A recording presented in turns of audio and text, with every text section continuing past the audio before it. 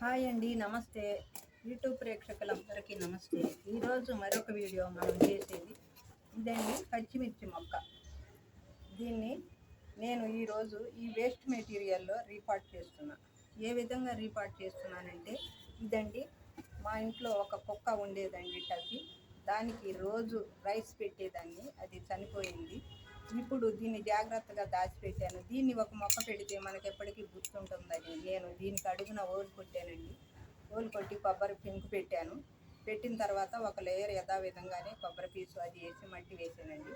వేసి ఈ ప్రాసెస్ అంతా నేను ఈ విధంగా చేసి దీనిలో ఒక మొక్క పెడదామని నిర్ణయించుకున్నానండి. ఇది పచ్చిమిర్చి మొక్క అండి. దీన్ని ఈ విధంగా ఈరోజు దీనిలో రీపాట్ చేస్తున్నానండి. చూడండి, ఇది అంతా ఎర్రమట్టి, కిచెన్ వేస్ట్ తయారు చేసిన కంపోస్టు, ఎర్రమట్టి, పౌమేను, కొబ్బరి పొట్టు, ఇది వర్మి కంపోస్ట్, ఇసుక కొంచెం వేసానండి. వేసి దీనిలో అడుగున మనం ఈ విధంగా ఈ మొక్కను, పచ్చిమిర్చి మొక్కను ఈ విధంగా నాటుదామండి. ఇదిగో చూడండి, ఏ విధంగా ఈ మొక్కను పెడుతున్నాను. ఇలా ఈ విధంగా మనం ఈ మొక్కను రీపాట్ చేస్తున్నామండి.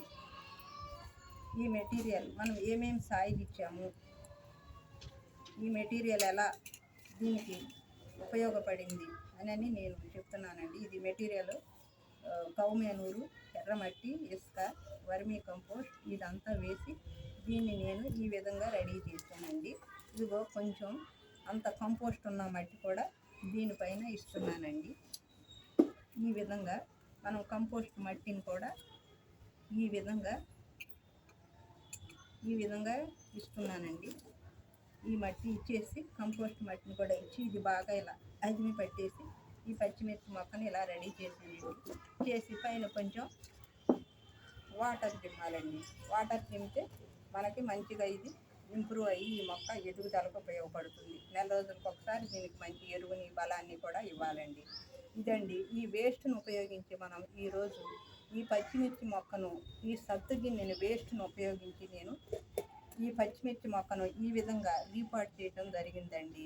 దీని ప్రాసెస్ అంతా మరొకసారి చెప్తానండి. ఎర్రమట్టి, కౌమేను, ఇసుక, కోకోపిట్, వర్మీ కంపోస్ట్ ఇది మిక్స్ చేసి దీనిలో వేసి కొంచెం మన గార్డెన్ది కంపోస్ట్ కూడా దీనిలో కలిపేసి ఇలా వేసేసి ఈ పచ్చిమిర్చి మొక్కను ఈరోజు దీనిలో మనం రీపాట్ చేసామండి. కొంచెం వాటర్ కూడా దిమ్మొచ్చు, దీనిపైన కొంచెం వాటర్ని ఇద్దామండి. ఇచ్చేసి నెల రోజులకు ఒకసారి దీనికి బియ్యం గడిగిన నీళ్ళు, ఉల్లిపాయ నీళ్ళు, మరి కౌమేనూరు ఇలా మనం దీనికి బలాన్ని, ఎరువులు ఇచ్చుకుంటూ వస్తే ఈ మొక్క మనకి ఎదిగి మంచిగా పచ్చిమిర్చిని మనకి కిచెన్లోకి వాడుకోవటానికి మనకి పచ్చిమిరపకాయలు వస్తాయండి.